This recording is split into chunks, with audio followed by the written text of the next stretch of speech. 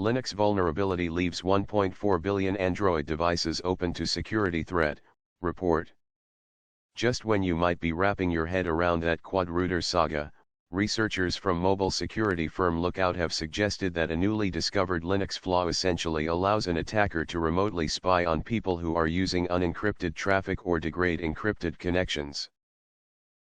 The Linux kernel vulnerability, which was revealed recently in TCP at the USENIX Security 2016 conference, was introduced in version 3.6 of the Linux OS kernel, released in 2012, and exists in all Android smartphones running version 4.4 KitKat or later, as pointed out in the security firm's blog post. As Lookout points out, that's 80% of Android devices according to Google's latest distribution figures, or roughly 1.4 billion devices, based on Statista's figures.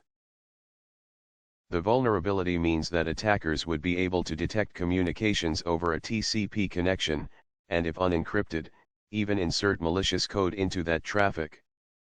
While a man-in-the-middle attack is not required here, the attacker still needs to know a source and destination IP address to successfully execute the attack, Lookout said in its blog.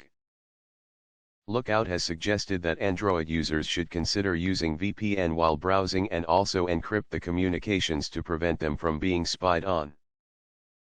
As the exploit is relatively hard to execute, Lookout has assigned medium severity rating to the flaw but does clarify that the risk of targeted attacks is there.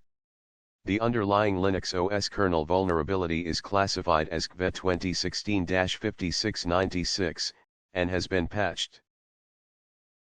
The security firm has said that even though the patch for the Linux kernel was created on July 11, with the latest developer preview of Android 7.0 Nougat, the kernel doesn't seem to be patched against this particular flaw.